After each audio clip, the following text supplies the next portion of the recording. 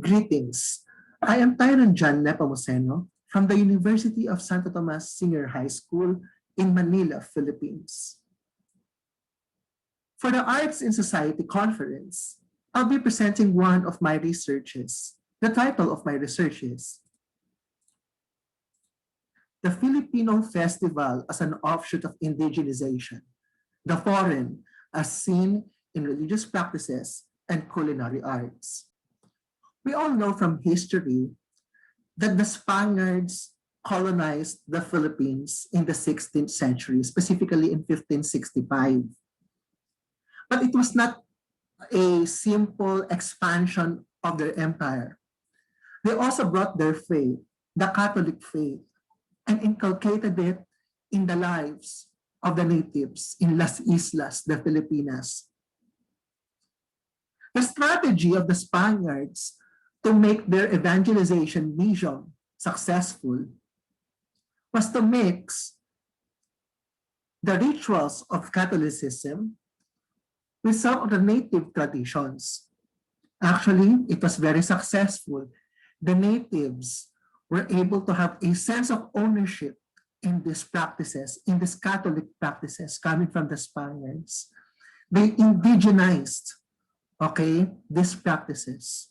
It was very successful because actually at present, maybe 80 to 90% of the total population here in the Philippines are baptized Roman Catholics.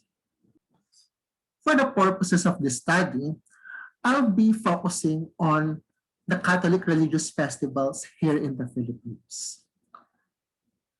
The Philippine Religious Festival is a mixture of solemnity, seen with the celebration of the Holy Sacrifice of the Mass.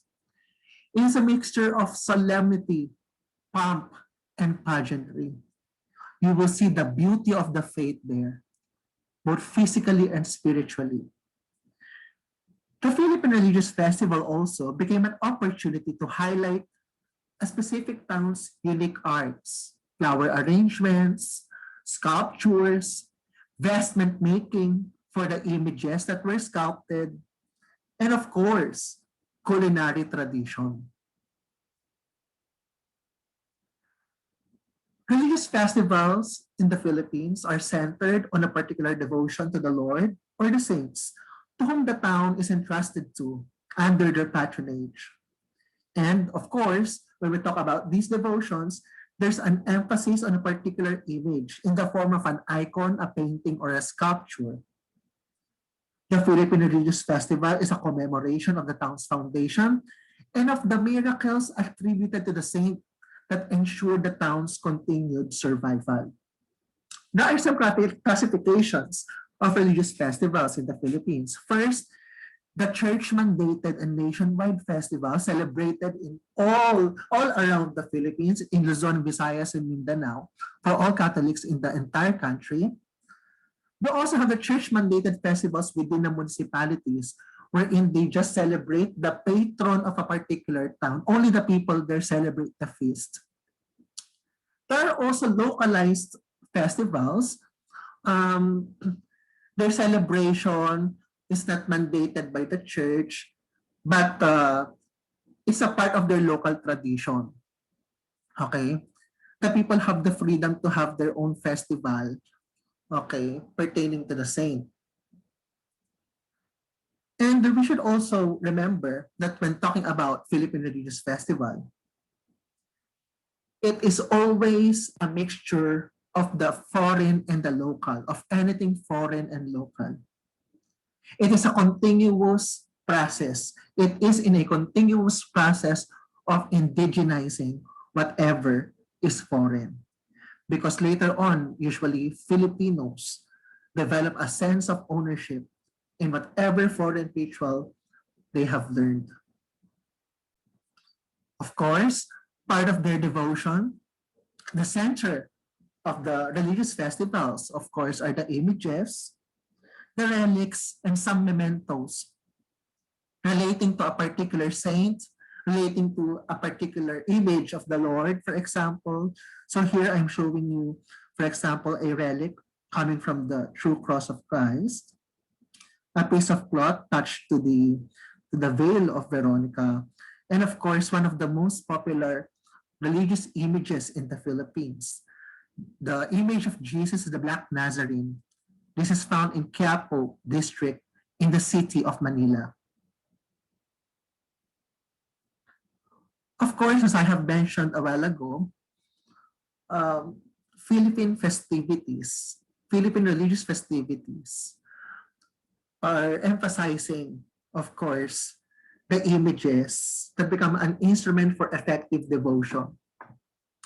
We must consider these facts when talking about these devotions. First, Asian religiosity is exemplified with this statement that to see is to believe. For the Asian faithful, for the Asian believer, tangibility is important. You will see these images in temples, okay, and even in other religions. This is very true for Asians, okay. So for the images that can be seen in the Philippines, it is either La Morena or La Mestiza. When we say La Morena, dark-skinned, La Mestiza, white-skinned. Well, it depends on the material and procedure done when making the image. Okay? There are also two classifications. Some of the images are full body and some are de bastidor. There is just a frame that is being covered by vestments when we say de bastidor. And it's usually triangular in nature, triangular in shape. Okay? And it is usually being clothed. Okay? The appearance of the image is based on tradition and or apparition. When we say apparition, we talk about miracles, okay, happening in a locality. Sometimes these local apparitions become globally recognized by the Universal Church. Okay? Actually, if we read the Bible, the use of images are rooted on biblical accounts. Okay? And it is also rooted on the fact that Jesus was incarnated. And as I have mentioned a while ago, the characteristic of Asian spirituality. The images can be in the form of icons or paintings, just like the one you are seeing here in the presentation. For the Philippines, a lot of parishes are really working for the canonical coronation of their Marian images, the images of Mary, for example. One Christological image was canonically crowned, the child Jesus of Cebu. Okay? But in the Philippines, a lot of Marian images were canonically crowned. When we say canonically crowned, it could be episcopally or pontifically crowned. When we say episcopally crowned, it is recognized by the ordinary or the bishop. The devotion there, the historicity, the historical importance, the strong devotion of the people is being recognized. If it is pontifically crowned, well, it means that the Universal Church, the entire Roman Catholic Church, recognizes its historical value, the devotion to it, and even the miracles attributed to it. Okay? And most of the images in the churches here in the Philippines, especially of Jesus and Mary, usually they come from Spain or even Mexico. Some in other parts of Europe, like Belgium. Okay? But most of the images here come from Mexico, okay, in the Central Americas. Sometimes they were sculpted in Spain and then brought to Mexico and then brought to the Philippines during the Spanish period. The Philippines have developed their own tradition of image making. And the centers of image making or of sculptures for religious purposes are Paete, Laguna, the province of Pampanga, and the province of Bulacan. The Filipino devotion to the Catholic faith is heavily reliant on Christology and Mariology. Okay? Centered on Jesus and his mother Mary. And when When some people are being asked how to describe Filipino religiosity pertaining to Christianity, well, you will hear so many answers, so many versions. But one Filipino scholar said that the kind of Christianity that has prevailed here in the Philippines is folk Christianity. Okay, the Christianization of uh, of the formerly pagan practices of the Filipinos. There is an adaptation, but as my paper is emphasizing, there is also an indigenization of whatever is foreign in the rituals that they have learned from the West. A lot of Filipino homes have this at their gates, okay? The image of the Sacred Heart of Jesus and the Immaculate Heart of Mary.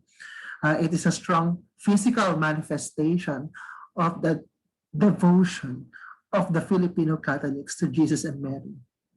The strong adherence to Christology and Mariology of the Filipinos. A lot of Filipinos also pray the rosary. Some people even put them on their vehicles, inside their vehicles actually, or keep the rosaries in their pockets. A lot of Filipinos do this to the point of using the rosary as if it is a lucky charm or protection for them. That is not a Catholic teaching, but that is how other Filipinos baptized as Catholics behave. The same goes for the brown scapular, a very important or very popular sacramental for Filipino Catholics.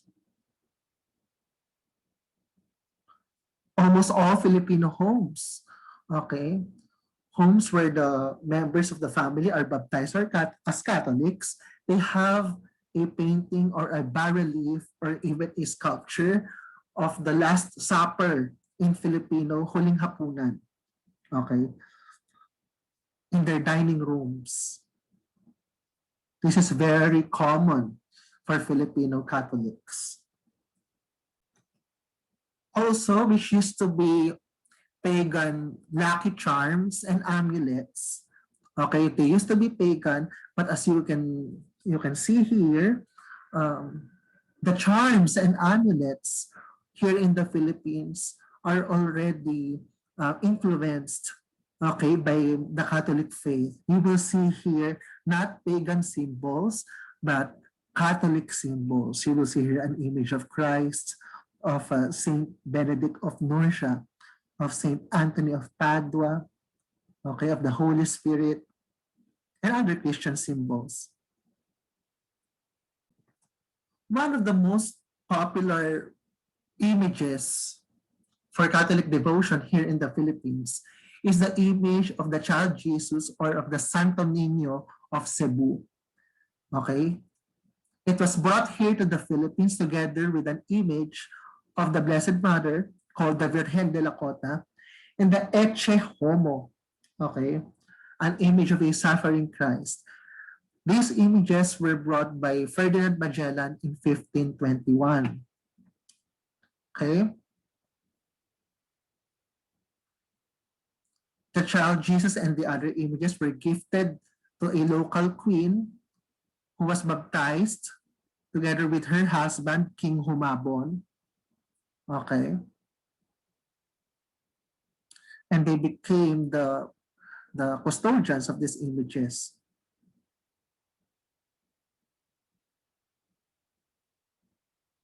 Okay? Even the eventual colonizer of the Philippines in 1565, okay, they saw the image still popular among the natives then. They found it, okay, being venerated by the natives. So it wasn't that difficult for the Spanish missionaries to evangelize further the Filipino natives at the time. So here are some photos of the original image of the child Jesus of Cebu. Okay. These are before and after photos, no, of the process of doing some fixing on the image. Okay. Actually, academicians have this theory that the image of the child Jesus in Cebu originated in Michelin in Belgium because of its similarities with the images of the child Jesus that were reproduced in that place. Okay. We have an early history of sculpting this kind of image of the child Jesus. Another popular image is the image of the child Jesus in Tondo, which was brought by Miguel Lopez de Legazpi, one of the last conquistadores, and who became the first Governor General of Spain here in the Philippines. Okay, the child Jesus of Tondo. Okay, it was brought in 1565. The Church of the Child Jesus of Tondo is located actually on the original spot of the home of a former king of Tondo. Okay. The Filipinos now actually call the child Jesus as the king of Tondo. Okay. The successor of the former pagan kings. Okay. Another popular image of the child Jesus is the Santo Niño de Pandacan. Okay. Last year, the church was burned down by accident, and one of the casualties was the original image of the child Jesus of Pandacan. And so this year, we were able to replace it with a new one. Okay, so this is the new image of the child Jesus of Pandacan. On its chest, actually inside its chest, you will see a piece of wood coming from the original image. Other popular images of the child Jesus here in the Philippines are the Santo Niño de Batangan in the province of Batangas and the Santo Niño de Romblon. Okay, these are thought to be replicas of the first image of the child Jesus here in the Philippines, the Holy Child Jesus of Cebu.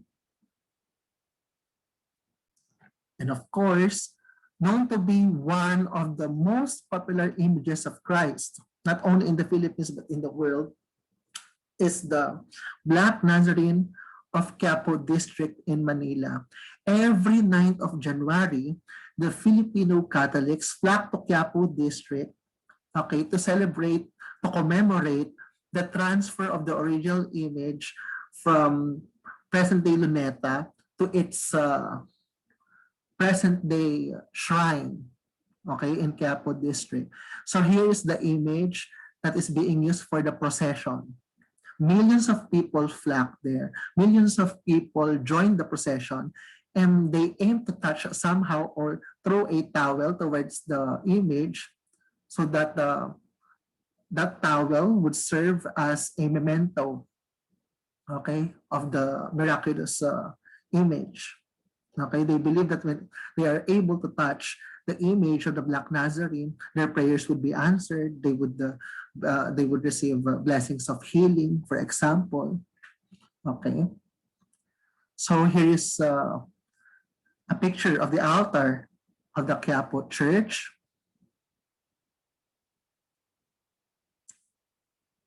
Okay, other pictures of the Black Nazarene at the altar. The people can actually kiss the foot of the image. Okay, it is behind the altar, of course. So devotions to Jesus are very popular because for the Filipinos, of course, they view Jesus as God and ruler of their lives. They literally view Jesus as a savior who gives them refuge. Okay. They also view Christ as a provider of miracles and solutions to their challenges in life. but also the Filipinos view Jesus as like them, a companion. That is why there are so many variations of how Jesus is being depicted in religious art. Also here in the Philippines, this is true. For example, in the Philippines, Jesus is depicted as an infant, a child, an adult, someone who is suffering, a dead Christ, and of course, a resurrected Christ. Of course, the resurrection is the summit of the Christian faith. Of course, the most popular religious festival for the Filipinos is Christmas. Okay? It is called Pasko ng Pagsilang every December, of course. Okay? It is very popular. But also, viewed to be very important as well is the Pasko ng Pagkabuhay. Okay? Wherein the Catholic faithful celebrate with pomp and fashion the resurrection of Christ Jesus. Okay. The devotion to the Mother of Jesus, Mary of Nazareth, is something that cannot be separated from Philippine history and Filipino identity. Actually, the Philippines is called El Pueblo Amante de Maria, a nation in love with Mary. Okay? And actually, Mary became the principal patroness of the Philippines. Okay? So Pope Gregory XIII consecrated the Cathedral of Manila to her in 1581. In 1941, Pope Pius XII dedicated all of the Filipinos to her. Other papal actions which made Mary before de facto patroness of the Philippines was the consecration of the different dioceses. For example, the Nueva Segovia diocese and the Nueva Caceres. Okay, Pope Clement VII consecrated them to the Blessed Mother in 1595. Mary, for the Filipinos, served as a mother of all. The mother whom they share with their own mothers, with their own earthly mothers. They also view Mary as a queen. She is also seen as a cultural icon, evidenced by the number of Marian devotions and images in the form of statues and paintings that are here in the Philippines in almost every town of the Philippines. And of course, they view Mary as the most powerful intercessor. There are different depictions of Mary in Philippine religious art. Mary is being portrayed as an infant, a child. In her Immaculate Conception, she is, of course, depicted as a mother carrying the child Jesus. She is also being depicted as a sorrowful mother and the mother in solitude during the passion and death of Christ. And of course, the images of Mary being assumed into heaven are also very popular in the Philippines. A lot of Christological and Mariological images are very important for the Filipinos and became focal points for their festivities. The earliest image of Mary here in the Philippines is the Nuestra Señora de Guia, Our Lady of Guidance. Okay, actually, this was found by the Spanish missionaries being venerated by the natives who were at that time pagans. But of course, they somehow, in the Christian perspective, they corrected the devotion of the natives to the image, and the natives were educated, of course, about the identity of Mary and, of course, the Christian faith. Another popular image of Mary in the Philippines is the image of the Our Lady of Peace and Good Voyage. Okay. Every Maundy Thursday, the day before Good Friday, a lot of Filipinos flock to Antipolo, the location of her shrine, to venerate her. It has been a practice since the Spanish period. Okay? The month of May is known for the Universal Church as the month of Mary, but the month of May also locally is being uh, uh, interpreted as a month of the Our Lady of Peace and Good Voyage. Okay, this original image was brought from Mexico through the galleon ships. Okay, so it became a center of devotion in 1626 up to present. Also, very popular images of Mary uh, are images depicting her as Our Lady of the Most Holy Rosary. We have that in Quezon City, the image entitled La Naval de Manila, which was venerated starting in 1593. And of course, the Lady of the Rosary of Manaoag, okay, which was venerated in 1610 up to present. Going to be very miraculous images of Mary.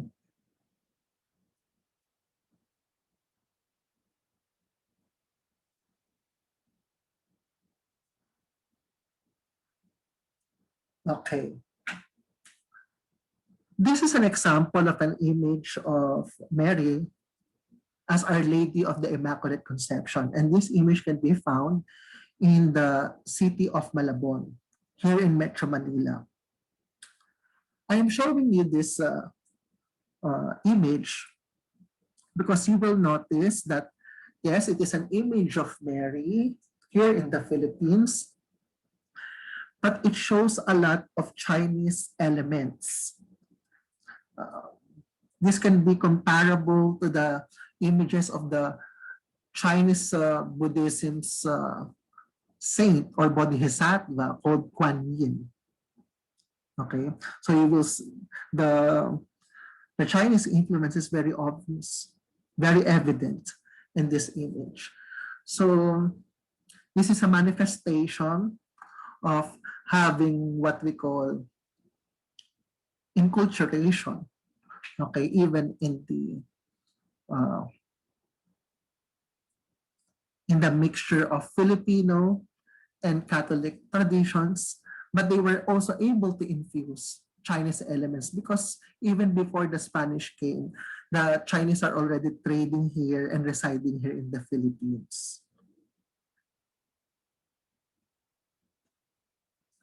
Another image seen to have Chinese influences or Chinese elements is Our Lady of the Immaculate Conception of Kaysasay. So here is a photo of the original image beside the images of Kuan Yin, okay, and of the Chinese goddess Matsu. Okay. Actually, a lot of Chinese go to the Church of the Immaculate Conception of Kaysasay and venerate this image as Matsu. Okay. So we can also see here what anthropologists call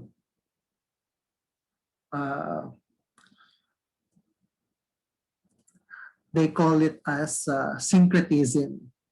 Okay, this is called religious syncretism. They were able to mix the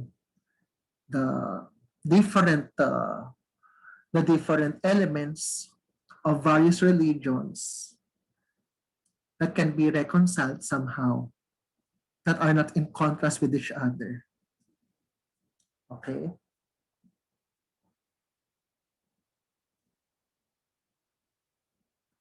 Known to be one of the most unique images of Mary is the depiction of Mary as Our Lady of the Rosary, but with Japanese features. This image actually was brought to Japan when Spanish missionaries from the Philippines traveled there to evangelize the Japanese as well. Okay, this image can be found in the National Shrine of Our Lady of the Most Holy Rosary of Lanaval in Quezon City, the Philippines. Okay. Another example of Marian devotion that has shown enculturation and syncretism, okay, in religious practices and festivals is the Lady of Frog Soccer, which can be found in the district of Binondo in Manila. This is believed to be painted by a Chinese artisan.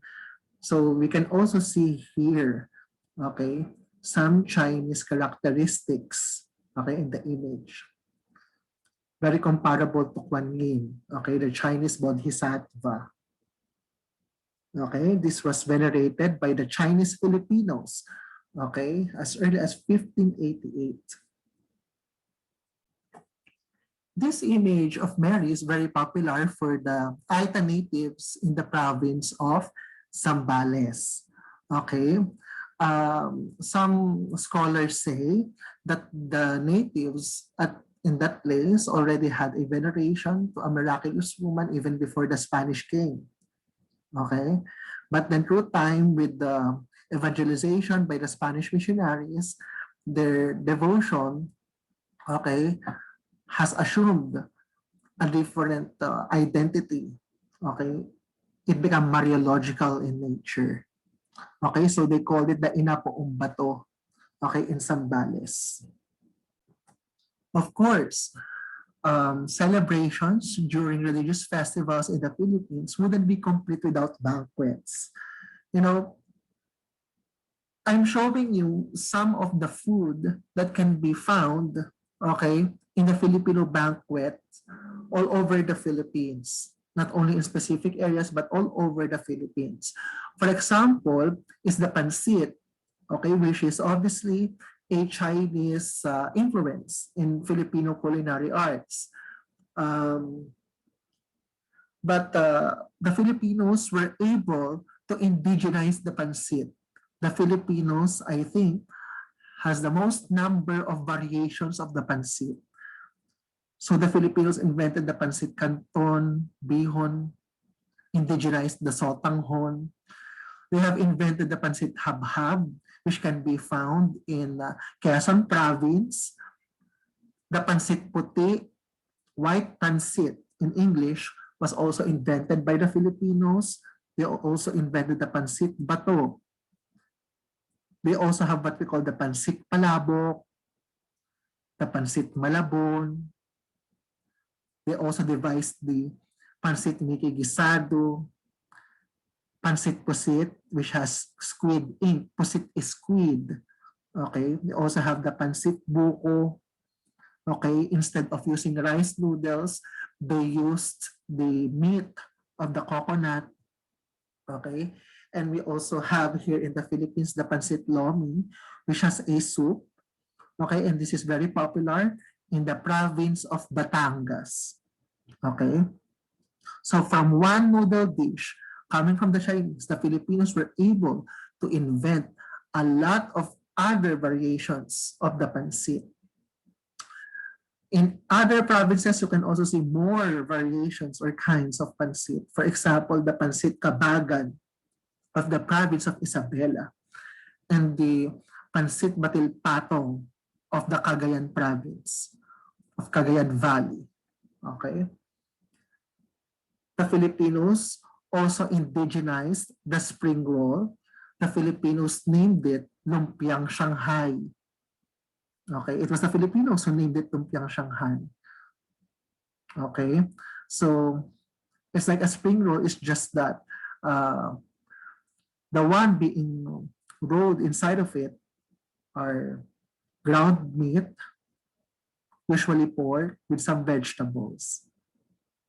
Okay. This is very popular in all kinds of Filipino parties, not only in festivals, but also in birthdays. This is one of the favorites. Going back with the pancit, the Filipinos believe, just like the Chinese, that when they eat these noodles, the pancit, it would help them achieve longer life. Okay.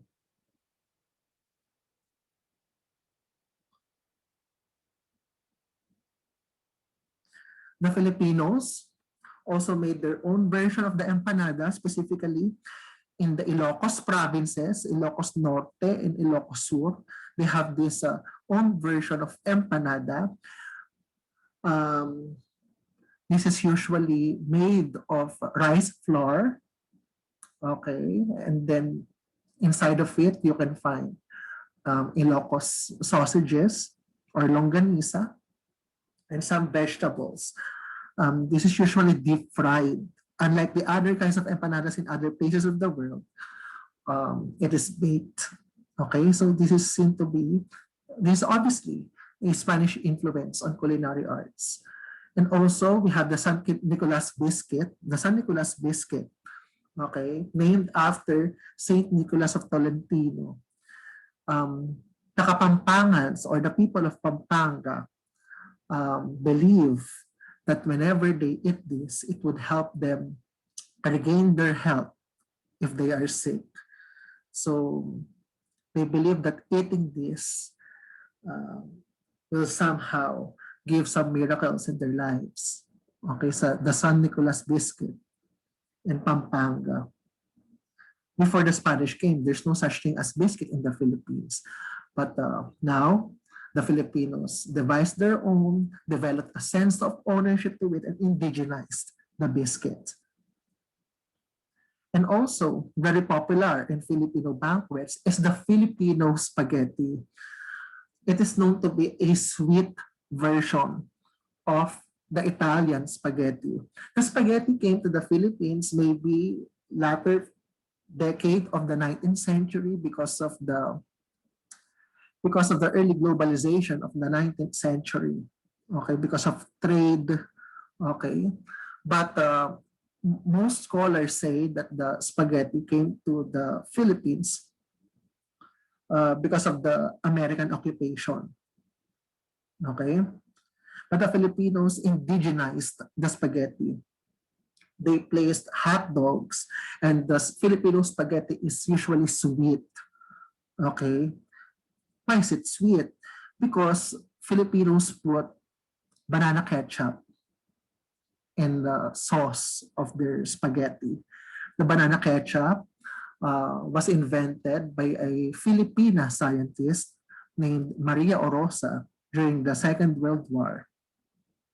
Okay.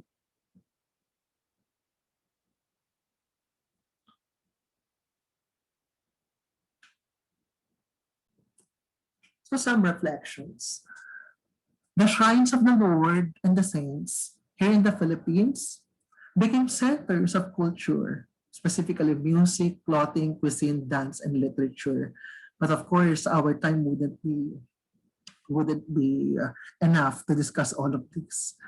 And they also became centers of economic activities. The devotions to the Lord and his saints played huge roles in the course of Philippine history and the eventual development of our nation. These devotions became parts of our identity. They may be foreign in nature because they were brought by the Spaniards, but they became indigenized. They became a part of our identity. The devotions, the festivals, you consider the rich and the poor, the ruler and the governed. The festivals, the devotions became great social equalizers. Okay? The devotions are truly Roman Catholic but fused with indigenous practices. It was a strategy towards evangelization that was very effective. Okay, adopted by the Spaniards. Okay, we can see that the festivals and the devotions formed intercultural phenomena for both the West and the Eastern traditions. For both the Western and the Eastern traditions, we can see elements of syncretism, enculturation, and acculturation, from the images being used to the traditions and practices being done, not only in the religious aspect, but also in the culinary aspect, as I have presented to you a while ago in the Filipino banquet. There is obviously an indigenization of the festivals and practices.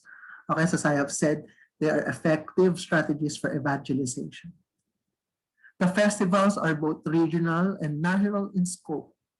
And actually, the Filipino migrants, okay, who transferred to the United States, to Europe, and other places of the world, brought these devotions and even their culinary arts abroad. Filipino cuisine is increasingly becoming popular in other places of the world. The diverse origins of meals served in banquets during festivals show the richness and neutral taste of Filipino food. It is adaptable to any kind of palate because it is also an offshoot of different influences, coupled, of course, with indigenous cultural aspect of cooking.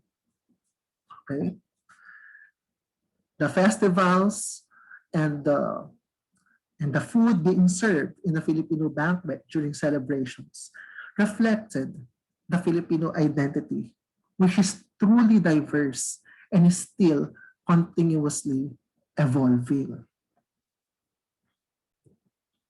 Filipino culture and identity are truly a mixture of the foreign and the indigenous elements of culture. There are those who somehow alienate the foreign elements of our culture, but that kind of thinking is erroneous nationalism, okay? Because nationalism entails facing the truth about our identity. We cannot separate from our culture, from our traditions, from our identity, whatever influences of the Spaniards and other Western powers gave to the Filipinos.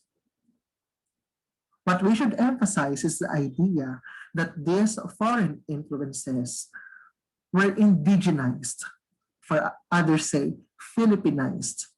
Okay? They are not foreign anymore, but truly Filipino. And so I end my presentation. And I would like to thank all of you.